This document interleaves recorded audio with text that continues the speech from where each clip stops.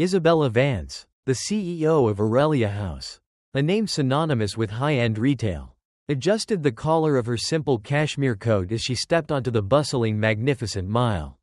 Lost in the stream of afternoon shoppers, she looked like any other affluent woman browsing the boutiques. No one would guess she owned the very store whose massive glass windows loomed ahead, the flagship of Aurelia House in Chicago.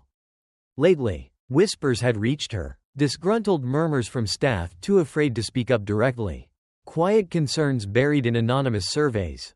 On paper, the Chicago store was thriving, sales figures were impressive. But Isabella knew numbers could lie. Employee satisfaction was down, significantly. Something felt wrong beneath the polished surface. The store interior was a symphony of muted luxury, marble floors, soft lighting, the faint, expensive scent of leather and perfume. It was designed to be perfect, a haven of refined elegance. As a sales associate greeted her with a practiced smile and rehearsed warmth, "Welcome to Aurelia House. How may I assist you?" Isabella nodded politely, but her eyes were already scanning. The staff moved with a precision that felt forced, like actors on a stage. Their eyes darted frequently towards the sleek glass office at the back, where a man stood, arms crossed, surveying the floor like a predator. Fear. Isabella recognized that look instantly. It was the same look she'd worn herself decades ago. Young and ambitious, working under a boss who wielded intimidation like a weapon. She drifted deeper into the store, feigning interest in a silk blouse, listening intently. A young sales associate, Lena, perhaps in her early 20s, was speaking with a customer who hesitated over a purchase. Lena offered, "If you'd like, I can hold it for you until later?" Before the customer could reply, a sharp voice cut through the air. "That won't be necessary," the man from the office said, stepping out. His presence was instantly heavy, oppressive. "Marcus Thorne, the store manager. If they're not ready to buy, they're wasting our time. Move on to the next sale. We're not running a museum." Lena froze. The customer, visibly uncomfortable, set the blouse down and left. Lena whispered an apology under her breath, her fingers trembling slightly as she adjusted the rack. Isabella saw it all, the brief flicker of panic, the forced composure. So, that was it. Isabella picked up the blouse, her mind already piecing together a strategy. This wasn't a problem for a memo, it required her direct intervention. Later, inside a fitting room, Isabella was barely trying on a dress. The refined scent of jasmine and cedar couldn't mask the tension she felt.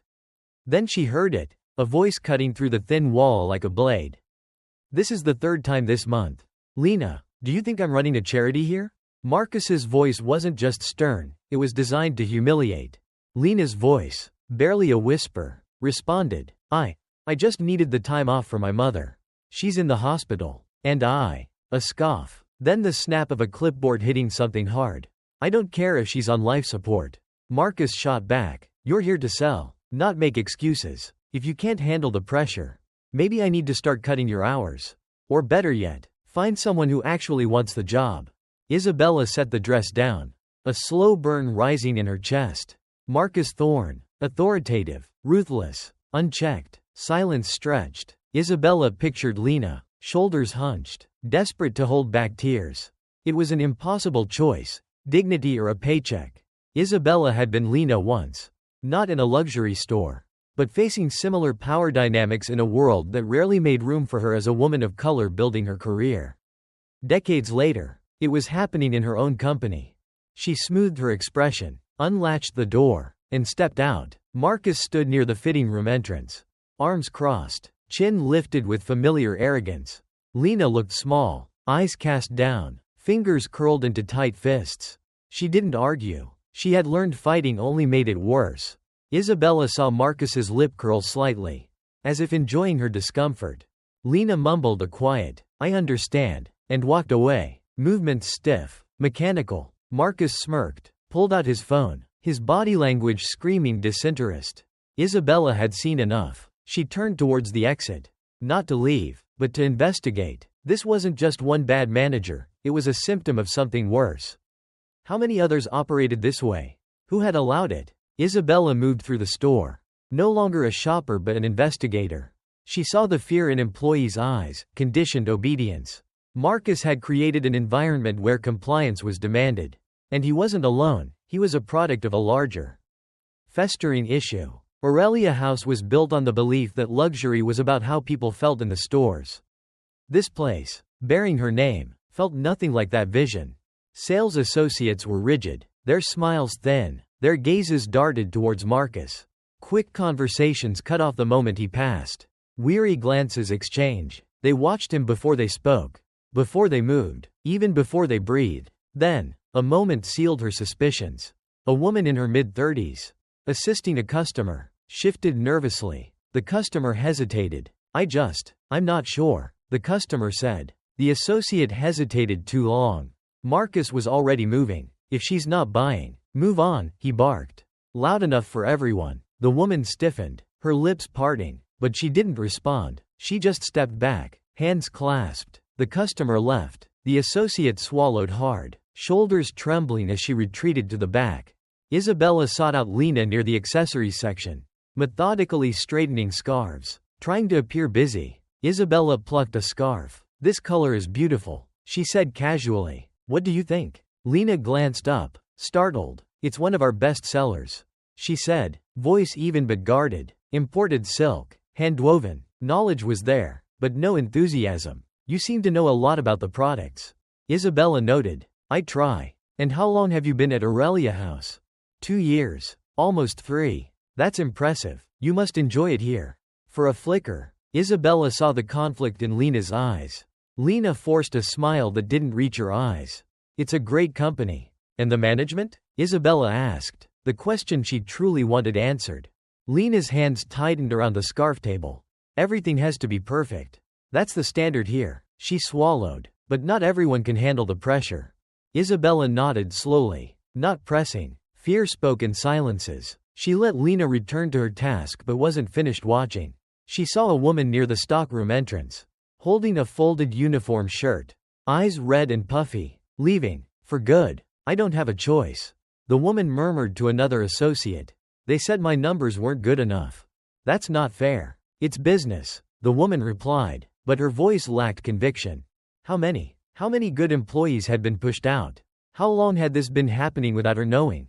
Isabella walked towards the back of the store. Her steps steady. She wasn't shopping. She was investigating. Isabella had spent the last hour watching, listening, piecing together a suffocating picture. Then it happened. A couple near the handbags asked about the return policy. Ben, a tall young man, answered politely. That's not how we sell here. Marcus stormed over. Ben visibly tensed. Did you even try to close the sale? Or did you think answering a question was enough? Marcus asked, loud enough to make a scene. You didn't push the exclusivity. The limited release? Or are you just handing out return policies? The customers shifted away uneasily. Marcus didn't care. You know what? Don't bother coming in next week, he said, casual as commenting on the weather. If you can't meet expectations, no point in keeping you on the schedule. The room fell still. Ben took a breath, his chest rising and falling. Hands clenched. He was flushed red but didn't speak. Isabella recognized that look. She'd worn it before. Marcus smirked, pleased, and strode off. Isabella's gaze snapped back to Ben. His knuckles were white. He wasn't just angry, he was breaking. Before she could react, Lena appeared beside him. We can't keep doing this, she whispered. We can't just stand here and take it. Ben let out a humorless laugh. What choice do we have? For the first time, Isabella saw something in Lena's eyes beyond fear and frustration, determination. Isabella had seen that look decades ago. Young and underestimated, deciding she wouldn't be disposable. She had fought, refused to be silent. It had cost her, but it had also made her. Isabella exhaled slowly. Lena wasn't just afraid, she was angry. Isabella's mind was made up. She was done watching. She'd built this company from the top. Now she'd fix it from the ground up. But how to dismantle this entrenched system without revealing who she was? That was the next step. She needed proof. She started small, engaging employees casually. She'd perfected reading between the lines, hearing what wasn't said. She saw the fractures. Ben was the first to talk freely. Cautiously. They call it performance-based scheduling, he muttered, glancing over his shoulder. But really it's just a way to punish us. Don't hit your numbers? Good luck getting ours. Slip up once? Shifts cut in half. So they dangled job security to keep you working harder? More like to keep us desperate. Ben said. Later, with Lena, folding sweaters. Ben mentioned something about how scheduling works here. Sounds brutal. Lena's fingers tightened. You have no idea. She glanced around. It's not just the hours. It's how he pits people against each other. Makes us compete. Isabella's grip stiffened. Explain. Lena swallowed. He'll praise one person in front of everyone. Make them feel special. Then the next day tear them down.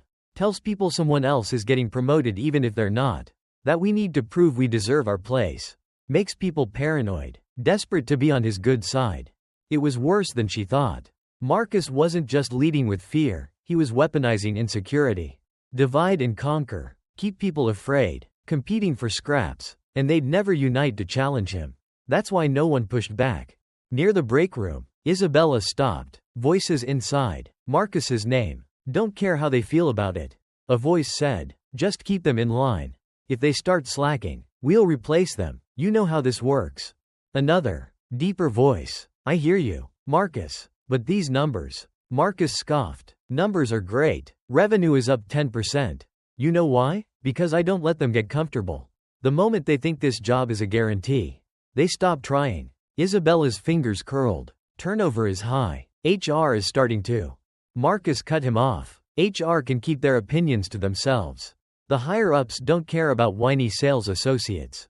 They care about results. That's why I'm here. That's why you're here. Keep them scared. Keep them working. Marcus wasn't just an arrogant manager, he was a calculated tyrant.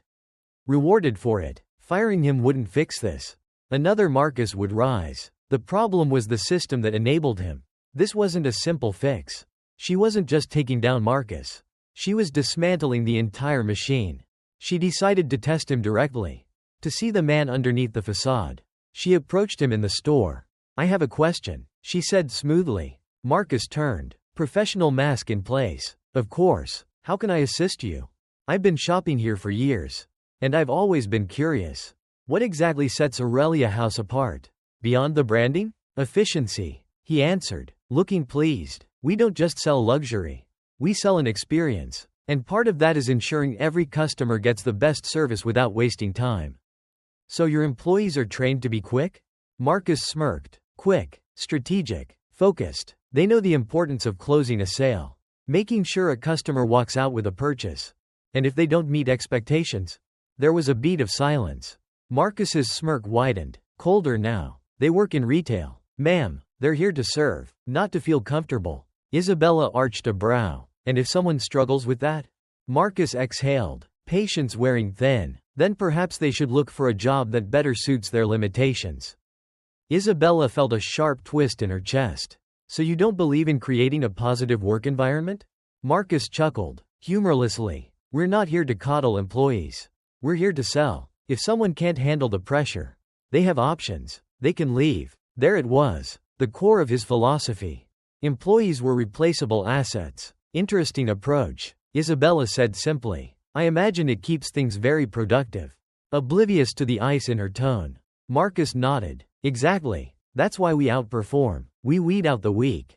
Only the best stay. Isabella held his gaze, suppressing the urge to wipe the smug look off his face. He had no idea who he was speaking to. That night, in her hotel room, Isabella reviewed the data she had accessed using her CEO credentials. The Chicago store was a disaster. Turnover rate 40% higher. Schedules slashed without warning. Dozens of complaints against Marcus. All ignored. Buried. Marcus wasn't just unchecked, he was protected. She couldn't let this continue. She needed proof Marcus couldn't talk his way out of. She began gathering voices. Employees were hesitant, but Ben and Lena had reached their breaking points. Nothing's going to change, Ben muttered. Marcus has people above him who keep him safe. He screws us over. And corporate just looks the other way. Lena was more cautious. People get fired for saying the wrong thing. I know at least 3 people who left because of him. Not because they wanted to. That was it. Former employees. If she could track down those pushed out, she could build an undeniable case. One name came up repeatedly, Sophia Reed.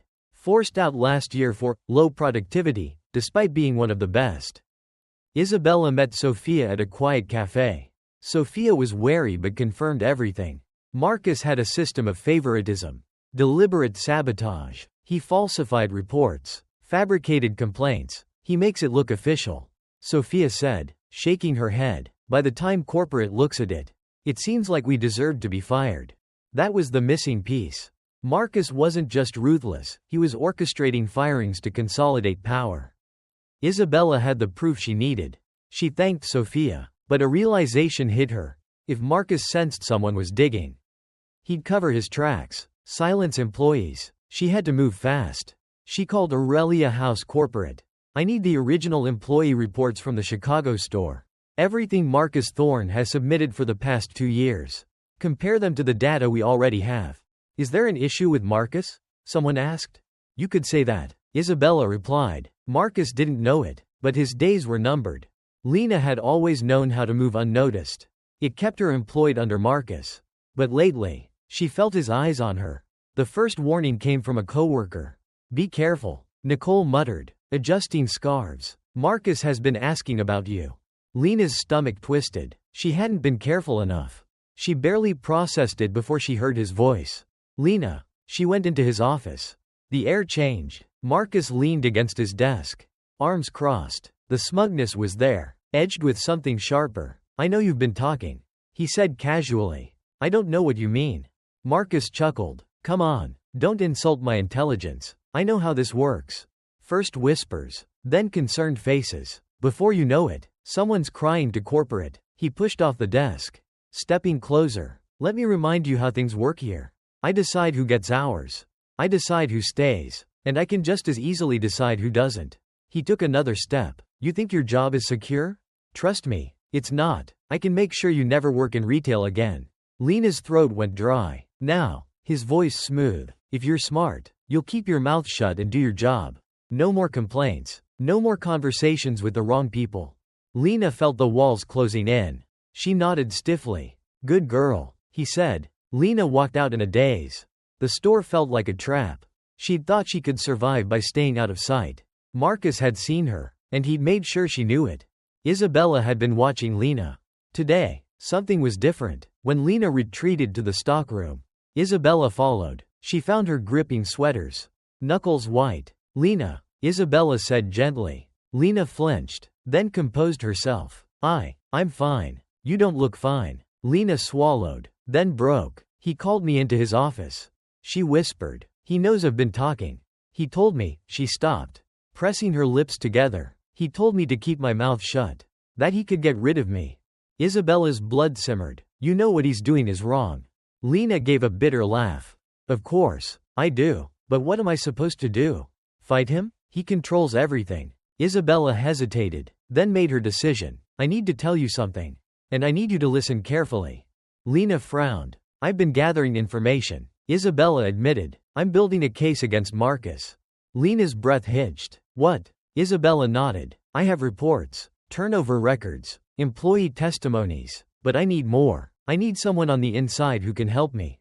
Lena paled. No, I can't. If he finds out. She shook her head. You don't understand. If I lose this job, I don't have a backup plan. Rent in this city isn't cheap. I can't afford to take that chance. Isabella took a step closer. If you don't do anything, she said quietly, how much longer do you think you'll last here? Lena didn't respond. Isabella softened her tone. I know you're scared, but silence only protects him. Not you, not Ben, not the people who've already been pushed out. Lena looked down at her hands. Conflicted. You don't have to answer now, Isabella said gently. But think about it. She turned to leave. This wasn't her decision. It was Lena's. Lena hadn't slept well. Fear and defiance warred. Marcus's threats haunted her. But Charlotte had spoken with quiet certainty. A kind of power Lena had never seen. Unlike the others who whispered that nothing would change. She had a plan. Lena had spent years feeling like she had no control. But she had a choice. She made it. She would help. She started small. A shift in posture. Listening more intently. When Marcus's voice turned sharp. When he leaned in close to intimidate. When he muttered about cutting hours. She was ready. The first recording was shaky. Her hands were damp as she activated the voice memo on her phone. Hidden deep in her pocket. You think this is a democracy? You either hit your targets or you get out. I don't keep dead weight. The second was clearer. If you want hours next week, I suggest you prove you deserve them. The third made her sick. Marcus talking to a young man struggling with sales. You like working here, don't you? Then don't make me question why I hired you. I can replace you tomorrow. Lena turned off her phone, hands trembling. This was abuse. She met Isabella at a quiet coffee shop. Isabella took one look at her. You have something, she said. Lena nodded, sliding her phone across the table. 3 recordings. More if I keep going. Isabella played the files. Her expression didn't change, but Lena saw her jaw tense.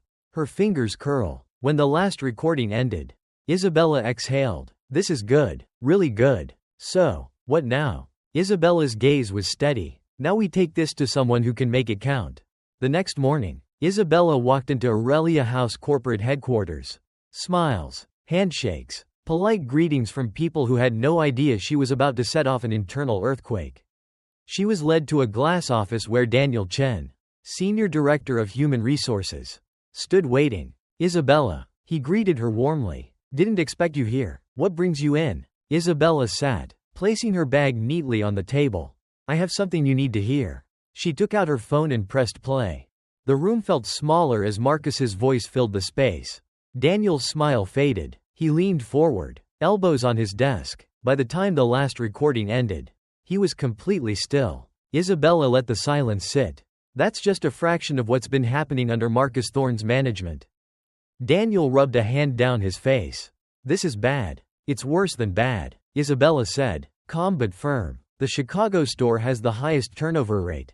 Employees aren't leaving by choice, they're being pushed out. Daniel nodded slowly. I knew there were complaints, but I had no idea it was this bad. Because someone's been making sure you don't, Isabella said. Marcus has a friend, someone high enough to bury the paperwork. Daniel stiffened. Who? Isabella tilted her head. That's what I need you to find out. Daniel let out a breath. I'll open an investigation. Isabella leaned in. Not just any investigation, a real one, because I promise you, this doesn't stop with Marcus. The system itself is broken. If you don't fix it now, it's going to cost this company a hell of a lot more than bad press. Daniel met her gaze, understanding the warning. This stays between us, he said finally. For now, I need time to look into this. Just don't take too long. Isabella replied, because if I don't see movement soon. She let the sentence hang. She would handle it herself. Isabella left with a sense of purpose but also unease. Marcus wouldn't go down quietly. If he suspected anything, he'd cover his tracks fast. She needed to stay ahead. It wasn't just about one man. It was about dismantling the corrupt machine that allowed him to thrive. Richard had spent years cultivating an environment where he was the ultimate authority. He had built a culture where fear ensured loyalty. But something had changed. He felt it in the way certain employees avoided his gaze. How whispers died when he entered a room. A quiet resistance. And then there was Lena. Less fear, more defiance. She wasn't just enduring, she was waiting. And Marcus didn't like waiting games. His unease grew when HR sent an unexpected email requesting performance and employee reports for the Chicago location. Corporate didn't dig unless given a reason. His gut told him someone was whispering. So, Marcus did what he always did. He took control. He arranged a store-wide meeting. A rare event. Employees gathered in the break room. Wary expressions. The energy was heavy. Marcus scanned their faces, eyes narrowing at Lena, standing near the back, jaw clenched. Yes, she was the weak link. He cleared his throat. Then, in a casual tone, effective immediately, Lena Carter is no longer an employee at Aurelia House. Silence. A small gasp. Lena's face drained of color. Marcus barely suppressed a smirk. Checkmate. Unfortunately, he continued, feigning regret, her numbers simply haven't been where they need to be. As you know, we have standards here. We can't afford to carry those who can't meet expectations. Isabella had been standing near the side, blending in. At those words, she moved. She stepped forward, the employees' murmur fading as they noticed her. Marcus didn't acknowledge her at first, too caught up in his performance. Then he saw the way people were looking at her. He turned, focusing on her, and in that moment, his ground began to shift. Isabella straightened, calm, measured. That's interesting, she said, her voice carrying through the room. Because I've personally observed Lena for the past few days. And from what I saw, she was one of your most diligent employees. A ripple of confusion spread. Marcus frowned. Excuse me? Isabella took another step. You didn't know who I was, did you? Marcus let out a short, dismissive chuckle. And who exactly are you? Isabella held his gaze before dropping the bomb. I'm Isabella Vance, CEO of Aurelia House. Stunned silence. Every employee, every manager froze. Marcus's entire expression changed. His confident stance faltered. His mouth opened, snapped shut. The weight of it crashed down. Isabella let it sink in. And you, she said, voice even, laced with steel, just fired an employee that I personally evaluated. Marcus blinked, looking around as if expecting someone to save him. No one did. You're lying, he said, though there was no confidence in the words. Isabella reached into her bag, pulled out a leather-bound notebook. She flipped it open, showed him a document bearing her signature.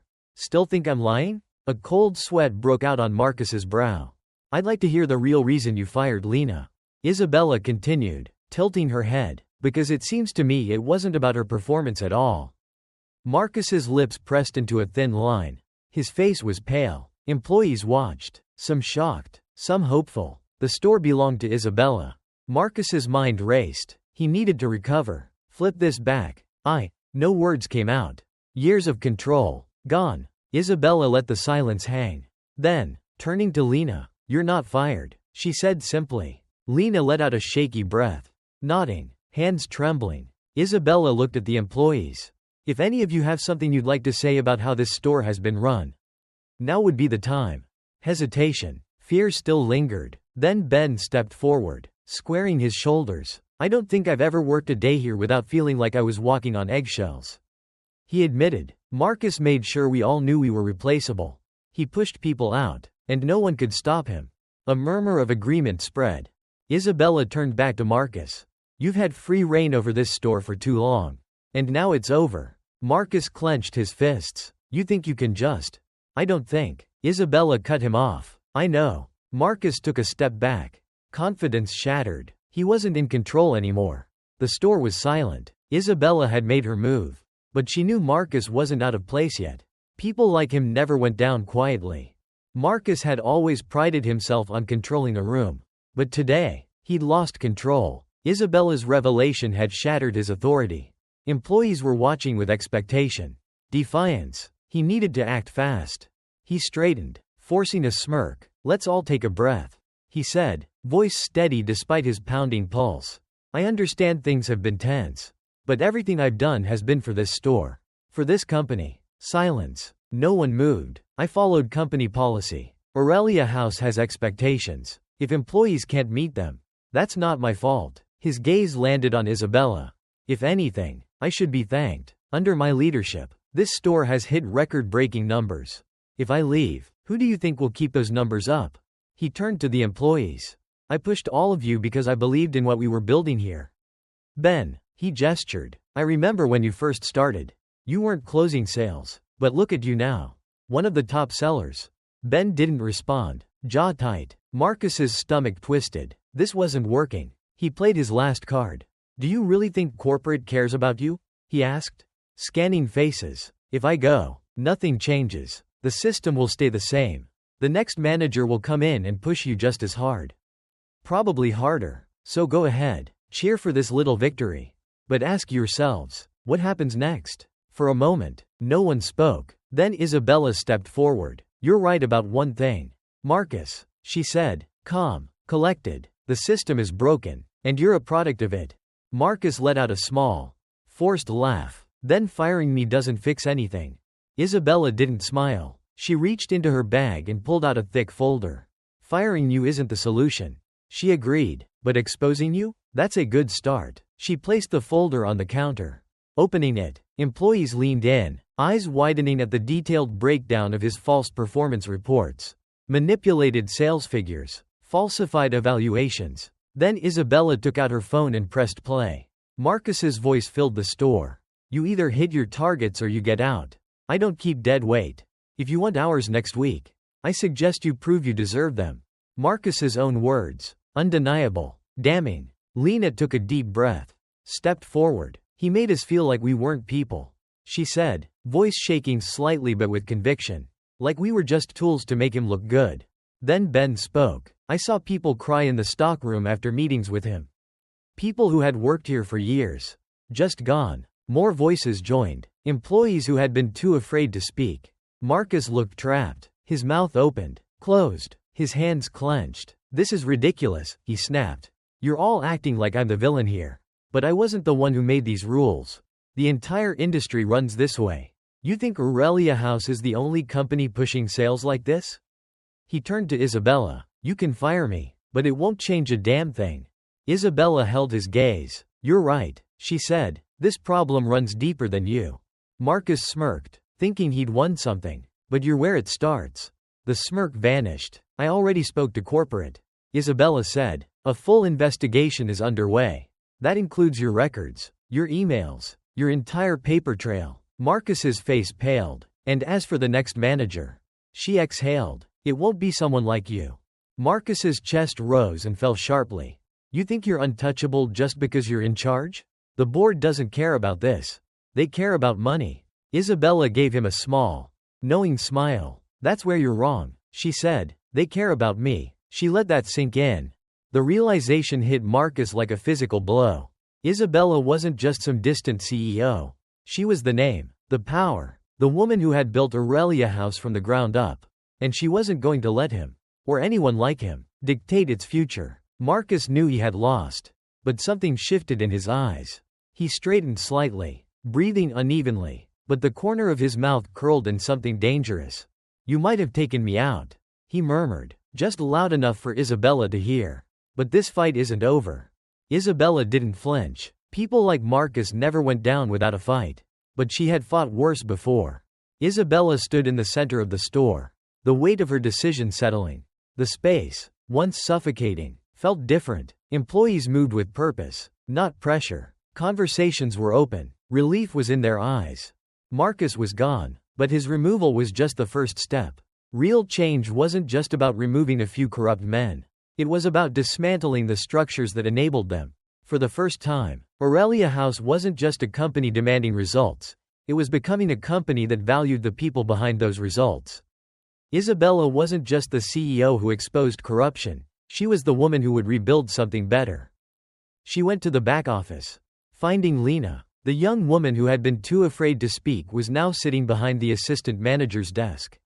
Her desk, signing schedules, reviewing requests, in control. Didn't expect to see you here today, Lena said, a small, confident smile forming. Isabella glanced around the office. It felt lighter. I wanted to see how things were going. Lena leaned back. Better than I thought. People are still adjusting, but they're not afraid to come to me when something's wrong. That's what leadership looks like. Lena chuckled softly. Funny, a few months ago, I wouldn't have dreamed of sitting here. You've earned it, Isabella said simply. Lena's smile faltered slightly. Do you think it'll last? She asked quietly.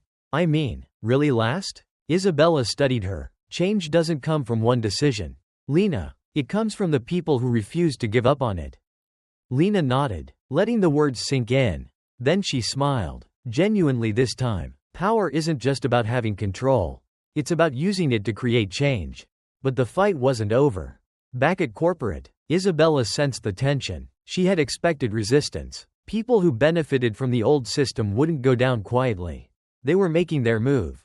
A sudden meeting was called. Regional directors, senior executives, finance. No agenda. That told her everything. She entered the conference room.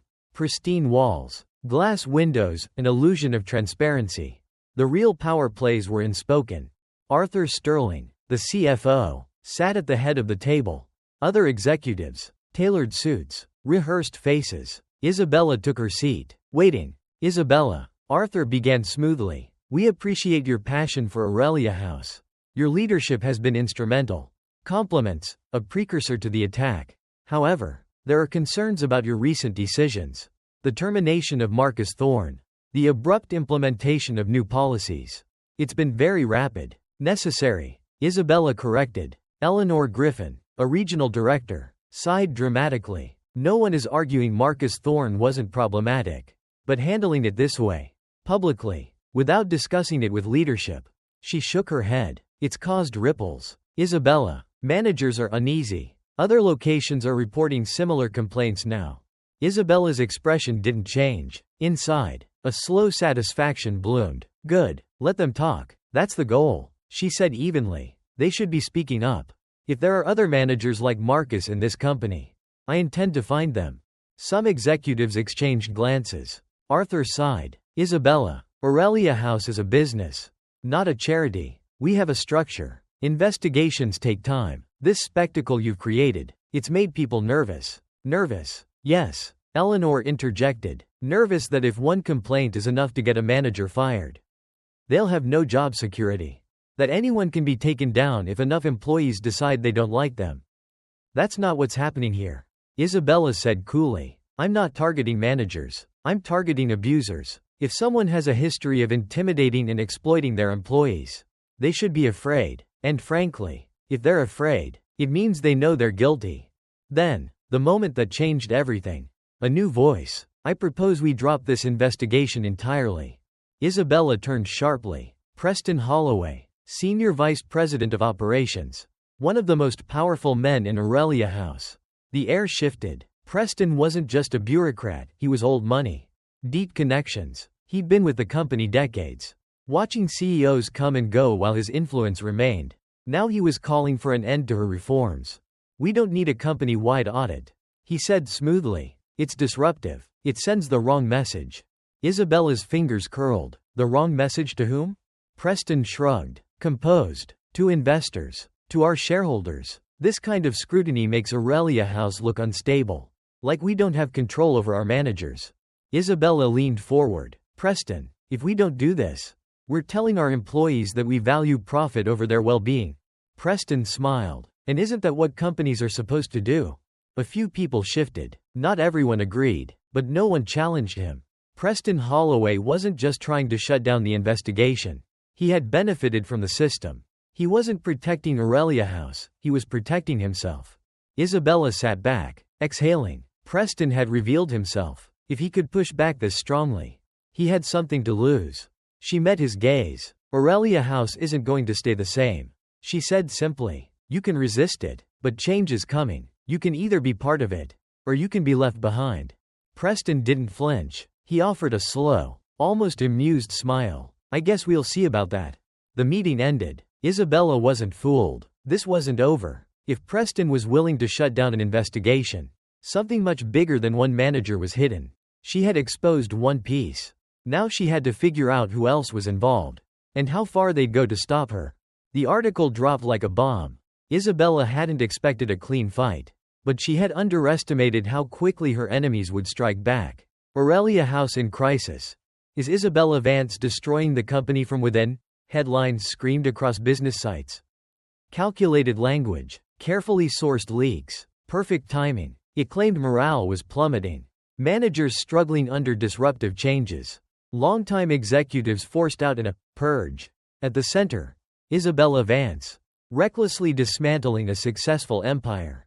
She sat in her office, scanning the article. Daniel Chen, her HR ally, stood across from her, grim-faced. This isn't some rogue journalist, he said. This is an inside job. Isabella didn't look up. I know. The board is nervous. Of course. Bad press meant nervous investors. Unstable stock prices. The attack wasn't just on her, it was on Aurelia House's future. By noon, the fallout began. Calls, emails, employees whispering. Then the second blow. A former regional director, recently suspended for manipulating reports, gave a public statement. Isabella Vance is turning Aurelia House into a disaster. She's on a personal crusade. Isabella exhaled, setting down her phone. She knew exactly who was orchestrating this. Victor Shaw. Jonathan Pierce was the orchestrator in the original. Let's stick to Victor Shaw based on the revised names. Victor Shaw had always been a man in the shadows. Executive Vice President. Not flashy like Marcus. Not seeking recognition. He was the strategist. The one who had built Aurelia House into a highly profitable, highly exploitative machine. Now, she was threatening everything he had built. Isabella made a call. Within the hour, she was seated across from Victor in a private boardroom. Just the two of them. He looked exactly as she remembered. Immaculate suit, measured expression, the kind of man who never raised his voice because he never had to. "You should have seen this coming," he said, leaning back. "You really thought you could rip apart a system like this without consequences?" Isabella folded her hands. "I expected resistance. I didn't expect you to be so desperate." Victor chuckled. "This isn't desperation, Isabella. This is balance. You came in like a wrecking ball. Now the market is reacting. People don't like uncertainty." Isabella tilted her head. "People? Or investors?" Victor smiled. "Same thing." Isabella studied him. The slight smirk, the fingers tapping. He was comfortable. He thought he was winning. "So that's your strategy? Media attacks? Leaking false narratives?" Victor didn't deny it. "You think you can change this company with moral outrage? This isn't about ethics. It's about money. And what you're doing, it's making us look weak." Isabella leaned forward. "I'm making you look weak. People like you built this company on fear. On control. You think if you get rid of me, you can go back to the way things were?" Victor's smile didn't waver. "I don't think. I know. The board is already talking. Isabella, they're wondering if, maybe, you're a liability." Isabella let the word settle. Then, calmly, she picked up her phone, scrolled, and set it down in front of him. On the screen was an internal financial report. Victor's smirk faded. "This is from last quarter," Isabella said casually. "It shows exactly how much Aurelia House paid out in settlements to former employees.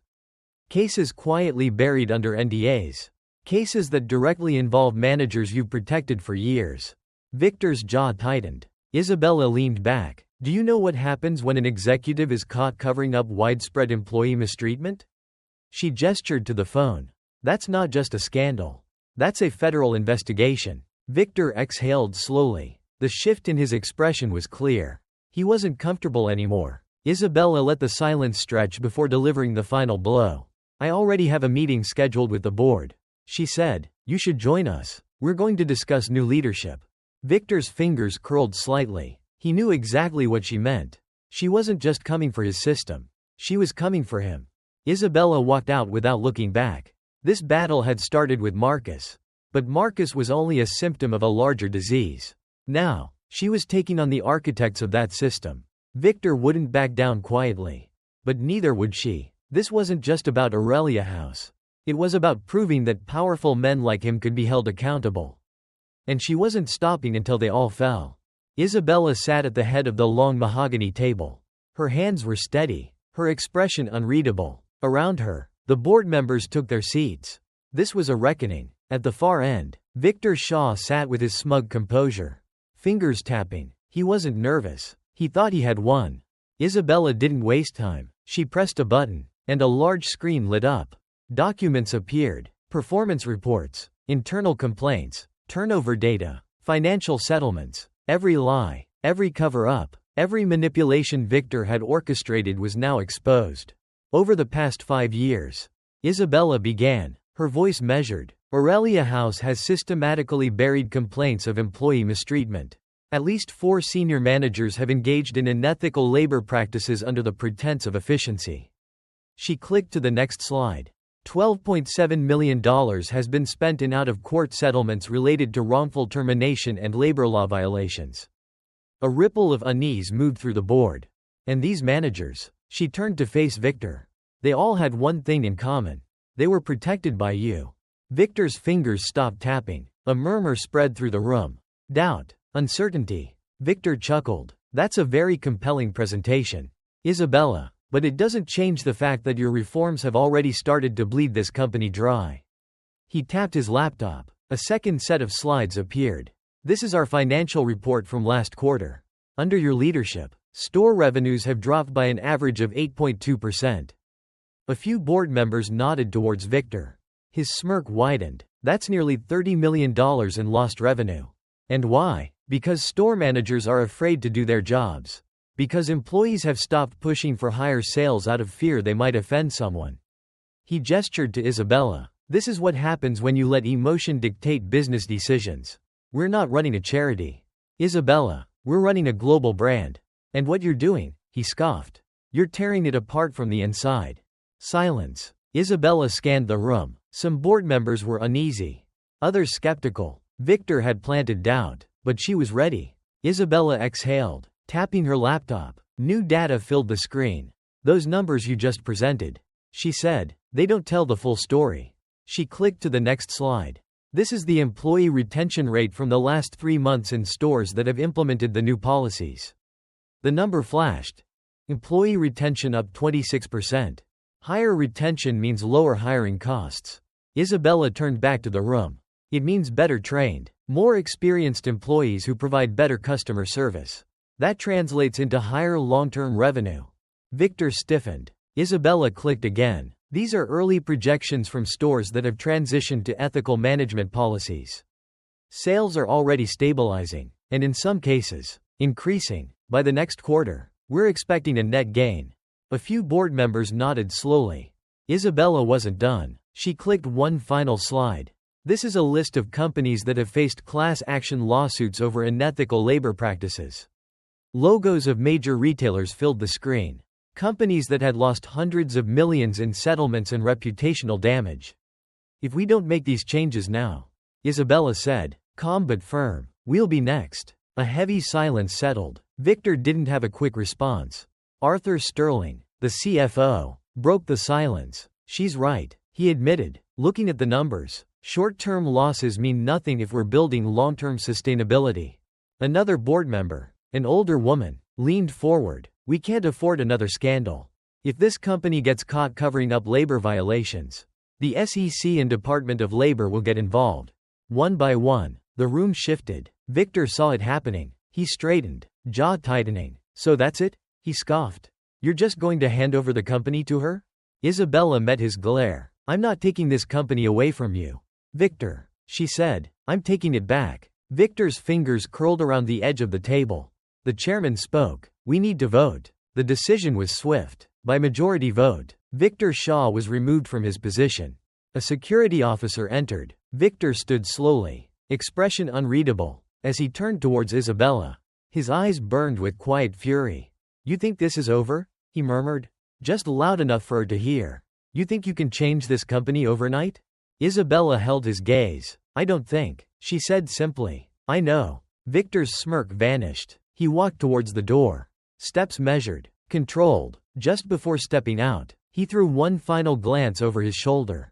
This system isn't as easy to change as you think, he warned. That's what they always say, Isabella replied. And then Victor Shaw was gone. Isabella stood at the top floor of Aurelia House's flagship store, looking down at the sales floor. The space, once suffocated by fear, felt different. Employees moved with purpose. Conversations were open. Relief was in their eyes. Victor was gone. Marcus had disappeared. But their removal was just the first step. Real change wasn't about taking down individuals. It was about dismantling the structures that enabled them. For the first time, Aurelia House was becoming a company that valued people over just results. Isabella made her way to the back office.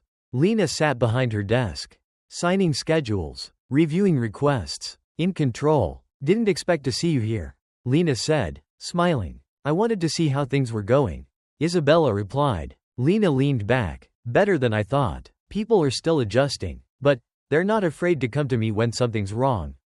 That's what leadership looks like. Lena chuckled. Funny, a few months ago, I wouldn't have dreamed of sitting here.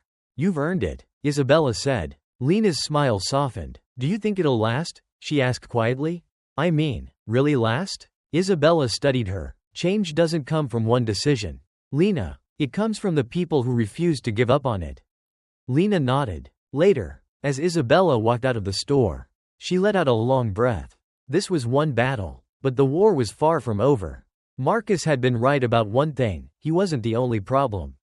There were other managers like him. Other stores where employees lived in fear. Other systems built to exploit. She had built Aurelia House once. Now, she would rebuild it, one store at a time. I hope this rewritten story meets your requirements and feels more complete.